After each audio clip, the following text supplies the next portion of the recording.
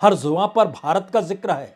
हर जगह इस देश की गरीबी मुफलिसी का जिक्र करते हुए उन्हें मुख्य धारा में जोड़ने का प्रयास। सोच सिर्फ एक नारा भर है जिसका जिक्र पदयात्रा के दौर में भी हुआ और गाहे बगाहे बीजेपी भी कर जुबान पर हिंदुस्तान का जिक्र करते हुए। क्या कोई वैकल्पिक सोच वाकई नहीं ला पा रहा? भूल भुलैया राजनीतिक गलियारे से निकलकर अब पदयात्राओं के साथ चल रही है, जहां हर हाथ में तिरंगा। दोस्तों नमस्कार। हाथ में तिरंगा और जुबान पर भारत का जिक्र, इससे बेहतरीन राजनीतिक नारा कुछ हो नहीं सकता है। और तमाम राजनीतिक दल इसी तिरंगे और भारत का जिक्र करते हुए अपनी राजनीति को इस देश में साध रहे हैं। राहुल गांधी भी क्या इससे आगे सोच नहीं पा रहे हैं? या कांग्रेस पार्टी के भीतर जो भी बौद्धिक तबका बैठा हुआ है, वह जिस बिसात को बिछाना चाह रहा है, वो तिरंगे और भारत से इतर जा नहीं पा रहा है? या फिर यही सबसे बड़ी ताकत है कि आपने जैसे ही जिक्र हिंदुस्तान का किया, उसकी मुसीबतों का किया और हाथ में तिरंगा होगा तो राजनीतिक सफलता आपके कदमों को चूमने लगेगी क्या? क्योंकि राहुल की पदयात्रा भारत जोड़ो के बाद हाथ जोड़ने की यात्रा इस देश में कांग्रेसी खड़ा करेंगे और कांग्रेस के हाथ में उस वक्त भी तिरंगा होगा। यानी तिरंगे से तिरंगा जुड़ता हुआ इस देश के अलग अलग प्रांतों में 26 जनवरी से 26 मार्च तक नजर आएगा। और इसी प्रक्रिया के बीच में कच्छ से कोहिमा यानी दक्षिण भारत से पूर्व तक की यात्रा भी तय की जा सकती है, जो लगभग तय मानी जा रही है।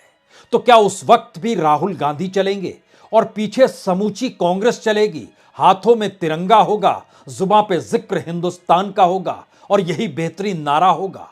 तो क्या यह राजनीतिक सफलता मिल पाएगी?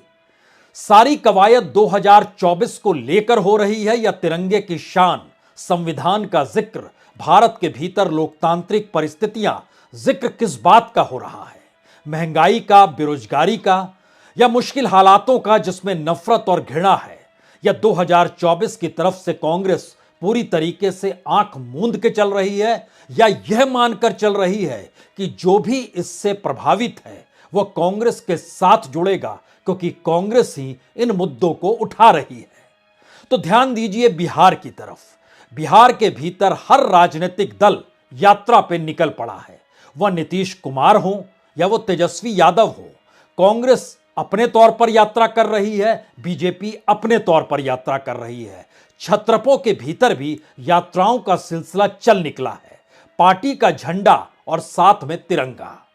यही वो खासियत है क्या इस देश के भीतर में राजनीति को साधने की और सत्ता पाने की? क्योंकि इससे पहले अन्ना हजारे के वक्त भी तिरंगे को लहराते हुए इस देश ने देखा और पहली बार इस बात को एहसास किया कि आजादी के बाद तिरंगे को लेकर आंदोलन की राजनीति जो सत्ता तक पहुंचा सकती है, वह ताकत भारत शब्द, हिंदुस्तान शब्द, इंडिया का जिक्र और हाथ में तिरंगे की बात होनी चाहिए।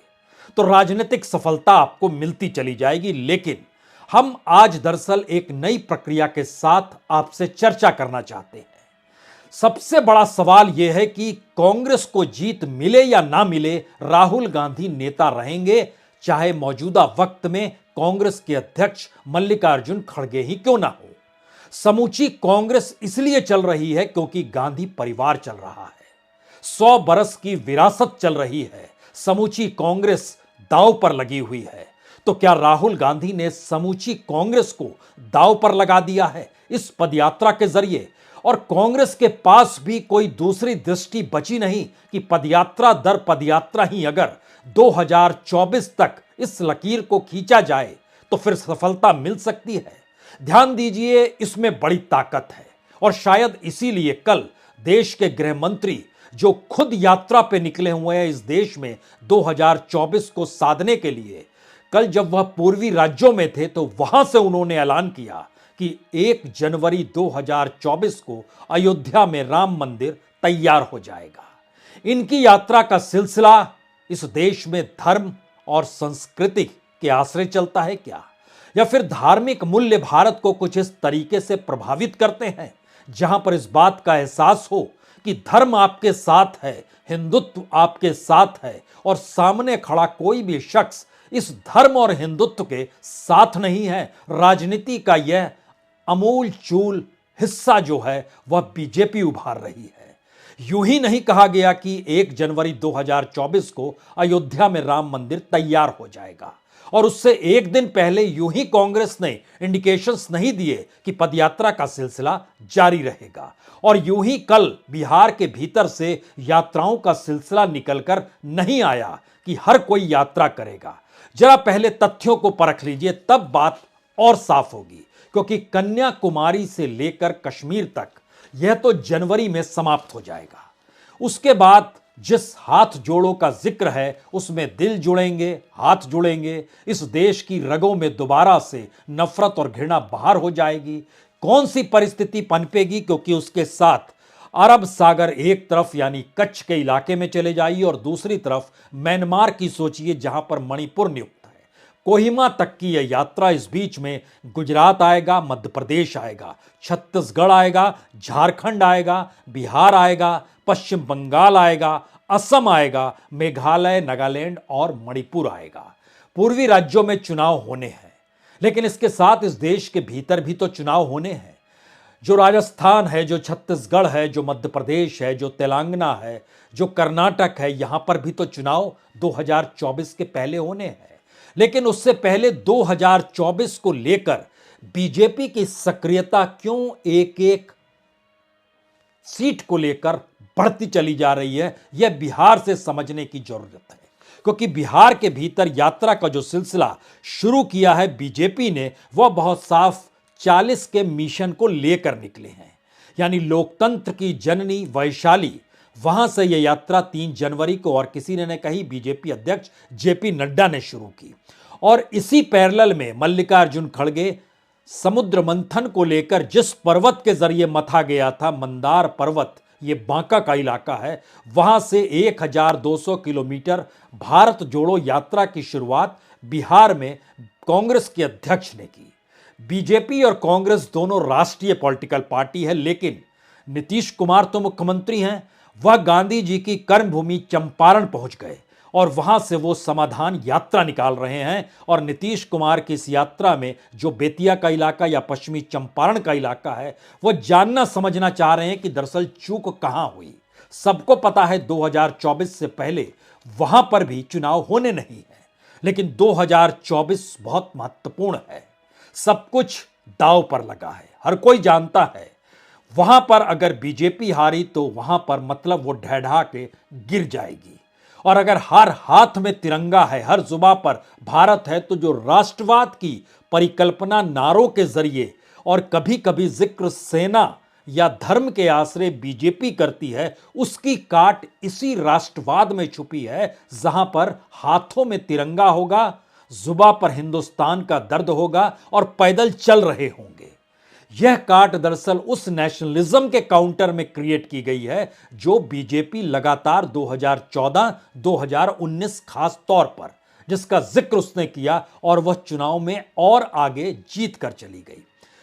इतना ही नहीं, यहां पर तेजस्वी यादव भी जो सीमांचल और कोसी अंचल है वहां पर वह यात्रा करेंगे। इसका मतलब क्या हुआ, जो अल्पसंख्यक समुदाय है या फिर हैदराबाद से निकलकर ओवैसी जो AIMIM क्या तमगा लिए पहुंचे उस इलाके में और उन्होंने यादव के साथ जुड़े मुस्लिम वोट बैंक में सेंध लगा दी चुनाव में, वहां पर तेजस्वी यादव पहुंचना चाहते हैं और उनको साथ लेना चाहते हैं। यह यात्रा जाहिर तौर पर किस लिए है, यह 2024 के मद्देनजर है। यहीं पर सुराज जन यात्रा जो है वो प्रशांत किशोर निकाल रहे हैं, जो 2 अक्टूबर से पूरे बिहार को मथ रहे हैं। यानी बिहार के भीतर नीतीश, बिहार के भीतर जेपी नड्डा, बिहार के भीतर मल्लिकार्जुन खड़गे, बिहार के भीतर तेजस्वी यादव, बिहार के भीतर प्रशांत किशोर, सभी यात्रा निकाल रहे हैं। चाहे वो उत्तर पश्चिम में नीतीश हो, पूरब में खड़गे हो, बीजेपी मध्य क्षेत्र में हो और प्रशांत किशोर उत्तर पश्चिम क्षेत्र में बिहार के लांग रहे हों। इन सब के बीच कच्छ से जब यानी पश्चिमी भारत से पूरब की तरफ बढ़ेगी, जैसे अभी दक्षिण से उत्तर की तरफ यात्रा अभी चल रही है और जनवरी के महीने में इसे खत्म होना है, उसके बाद का सिलसिला बताता है कि राष्ट्रवाद को लेकर चुनावी नारों के तहत कैसे हर राजनीतिक दल चलेगा, यह पहला हिस्सा है। दूसरा हिस्सा है, अगर बिहार में छत्रप इसी राजनीति को साधना चाहते हैं यात्राओं के जरिए, तो हो सकता है आने वाले दिनों में आपको उत्तर प्रदेश में भी मायावती या अखिलेश यादव यात्रा निकालते हुए दिखाई दे सकते हैं। जिन मुद्दों को लेकर कांग्रेस चल रही है उसमें सबसे बड़ा सवाल यही है कि कांग्रेस ने उस सोशलिज्म को पकड़ा है, उस कम्युनिस्ट वाले एस्पेक्ट को पकड़ा है जहां पर लेफ्ट का वोट बैंक एक लिहाज से उसके हिस्से में आ सकता है, क्योंकि सत्ता तक लेफ्ट पहुंच नहीं पाएगी और कांग्रेस का कैडर इस देश में हर उस जगह पर मौजूद है जहां लेफ्ट का कैडर है। लेकिन अगला सवाल यह है कि सीपीएम को कितने वोट मिले थे पिछले चुनाव में? 1,07,00,000। सीपीआई को कितने मिले थे? 35 लाख। आरएसपी को कितने मिले थे? 7 लाख। एसयूसीआई को कितने मिले थे? 4 लाख। फॉरवर्ड ब्लॉक को कितने मिले थे? लगभग 3.25 लाख। अगर आप सबको मिला भी देते हैं तो तकरीबन यह 1.5 करोड़ से ज्यादा नहीं बनता है। कांग्रेस के भीतर से दो लोग मौजूदा वक्त में सत्ता संभाले हुए हैं, एक ममता बनर्जी और दूसरा वाईएसआर के बेटे जगन रेड्डी। ममता बनर्जी के पास लगभग 2.5 करोड़ वोट 2019 में निकल कर आए थे और वाईएसआर के पास तकरीबन 1.5 करोड़। यानी लेफ्ट की पूरी फिलॉसफी, जो मजदूर किसान का जिक्र लगातार राहुल कर रहे हैं, अगर राजनीतिक तौर पर उसे परखना शुरू करें तो मतलब बहुत साफ है कि वो मुद्दे कांग्रेस ने हड़प लिए।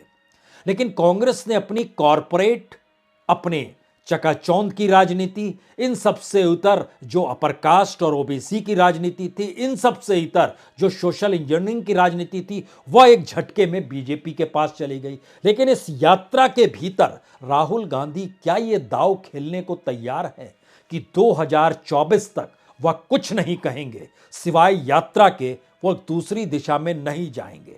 और अगर यात्रा 2024 तक चलती चली जाती है, इस बीच में अलग अलग प्रांतों में, पंचायतों में, गांवों में, शहरों में, जिलों में और राज्यों में भी यह यात्रा अगर कांग्रेस के कार्यकर्ताओं को सक्रिय कर रही है और आवाज एक ही है, हाथ में तिरंगा है, जुबान पे भारत का जिक्र है, इससे हटकर कोई बात नहीं है, क्योंकि आपने भारत को आहत किया, कॉन्स्टिट्यूशन को आहत किया, डेमोक्रेसी को आहत किया और हम तिरंगा थामे हुए हैं।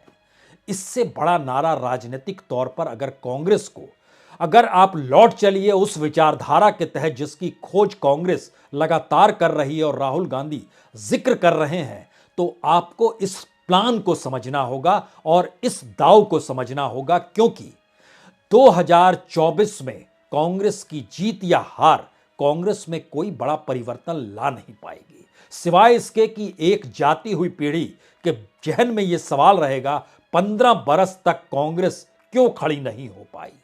और गांधी नेहरू परिवार से इतर उसके बाद भी वह देखने की स्थिति में लीडरशिप को आएगा नहीं, क्योंकि कांग्रेस का मतलब 100 बरस की वह विरासत है जिसको लेकर पहली बार सड़क पर पैदल चलते हुए राहुल गांधी न सिर्फ नाप रहे हैं बल्कि उस एहसास को जिलाना चाहते हैं। इससे पहले जहां पर कांग्रेस सत्ता के साथ खड़ी रही, इस बार वह पैदल चल रही है। तो क्या यह एक ऐसा दांव है जिसमें राहुल गांधी 2024 तक सिर्फ आपको सड़क पे नजर आएंगे? यहां पर एक छोटा सा सवाल किसी के जहन में भी आ सकता है। जब कांग्रेस के प्रवक्ता से यह पूछा गया, जो खास तौर से मीडिया प्रभारी इस वक्त है, उनसे जब जयराम रमेश से पूछा गया यात्राओं को लेकर, तो उन्होंने कहा इसलिए यात्रा 30 तारीख को खत्म करनी है क्योंकि 1 तारीख से या 31 तारीख से पार्लियामेंट शुरू होगी। उस पार्लियामेंट में यह बजट सत्र की शुरुआत होती है। लेकिन उसी पार्लियामेंट में राहुल गांधी अगर पब्लिक रैली में कहते हैं और लगातार यात्रा करते हुए कहते हैं कि हमें पार्लियामेंट में बोलने नहीं दिया जाता है, हमारा माइक बंद कर दिया जाता है, तो क्या यह कांग्रेस के भीतर का अंतर्विरोध है? जिस अंतर्विरोध के दायरे में पदयात्रा खत्म होने के बाद यह सवाल खड़ा होगा कि राहुल गांधी अपने तौर पर हाथ जोड़ों में नजर आएंगे या कच्छ से कोहिमा तक की यात्रा में नजर आएंगे, या दोनों जगह नजर आएंगे या दोनों जगह नजर नहीं आएंगे। लेकिन एक बात तो तय है कि इस पदयात्रा ने 3 संदेश कांग्रेस को दिए हैं। पहला संदेश, कांग्रेस का कार्यकर्ता देश भर में है जो इंतजार कर रहा है सक्रिय होने का, और सक्रिय तभी होता है जब उसको लगता है कि पार्टी के भीतर और ऊपर से एक लिहाज से पहल शुरू हो गई है। यह कांग्रेस के भीतर का पहला सवाल है। दूसरा सवाल है, क्या अपने पार्टी के नेता को जन नेता के तौर पर खड़ा करने की स्थिति में वो आ सकता है? यह एक ऐसा दांव है जो 2024 तक कांग्रेस को यात्राओं के सिलसिले में उलझा कर रखता है या फिर कांग्रेस को सक्रिय रखता है। तीसरा सवाल इसी से जुड़ा हुआ है कि अगर विचारधारा के मद्देनजर, लीडरशिप के मद्देनजर, कार्यकर्ताओं के मद्देनजर कांग्रेस की सक्रियता हो जाती है, तो क्या महज सक्रियता से ही कांग्रेस के पास वो वोट बैंक खिसक कर आ जाएगा या बीजेपी से खिसक जाएगा, जिस वोट बैंक का इंतजार वो लगातार कर रही है? क्योंकि वोटों का अंतर 2019 में 10 करोड़ से ज्यादा का था, यानी अगर 12 करोड़ वोट कांग्रेस को मिले थे तो 23 करोड़ वोट बीजेपी को मिले थे। और इसी सिलसिले को जब हम परख रहे हैं तो आपको बता रहे थे, लेफ्ट के हिस्से में 1.5 करोड़ से ज्यादा वोट नहीं आए। वाईएसआर जो इस वक्त अपने बूते आंध्र प्रदेश में सत्ता चला रहे हैं, वहां एक भी सीट बीजेपी जीत नहीं पाई, लेकिन कांग्रेस भी नहीं जीत पाई, जबकि कांग्रेस से छिटक कर ही उन्होंने अपनी पार्टी बनाई। इसी तर्ज पर ममता बनर्जी भी कांग्रेस से निकली, लेकिन पश्चिम बंगाल के भीतर कांग्रेस जीत नहीं पाई, लेकिन 2.5 करोड़ वोट टीएमसी के साथ खड़े हैं। अगर इन परिस्थितियों में क्या इतना बड़ा शिफ्ट आ सकता है, या कांग्रेस की लड़ाई सिर्फ इतनी है कि लोकसभा के भीतर प्रतिपक्ष के नेता के तौर पर तो कम से कम उसकी ताकत होनी चाहिए जो फिलहाल उसने गंवा दी है, या फिर इस पदयात्रा के जरिए अपने बचे हुए राज्यों को, जो उसके पास अब 3 राज्य हैं, हिमाचल तो बना रहेगा क्योंकि उसका चुनाव अब 5 बरस के बाद होना है, लेकिन राजस्थान और छत्तीसगढ़ तो तुरंत होना है। और क्या वाकई पदयात्रा वो संदेश दे पा रही है जहां पे कर्नाटक और मध्य प्रदेश में जीत के बावजूद भी बीजेपी ने सत्ता हड़प ली? क्या यह संदेश जा पाएगा? उपचुनाव में नहीं गया, या उपचुनाव को भी मैनेज कर लिया गया, तो एक सवाल हर जहन में यह आना चाहिए, अगर उपचुनाव मैनेज हो सकता है, चुनी हुई सत्ता को पलटा जा सकता है, और इस देश के भीतर में लोकतंत्र को लेकर हाथ में तिरंगा थामकर इस देश का नाम लेते हुए राजनीतिक यात्राएं हो रही हैं, तो फिर लोकसभा को मैनेज क्यों नहीं किया जा सकता है?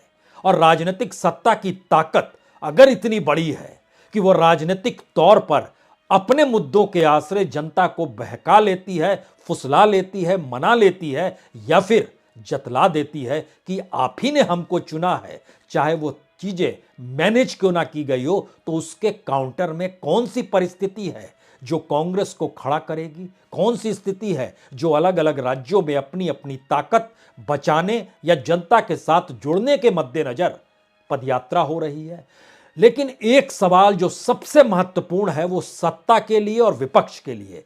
ऐसा नहीं है कि कांग्रेस के पास कोई राज्य नहीं है, कांग्रेस के पास तो राज्य तो हैं ही 3 राज्य, और एक राज्य में वो समर्थन दे रही है। इससे पहले महाराष्ट्र में भी समर्थन दे रही थी, वो सत्ता भी मान लीजिए छीन ली गई।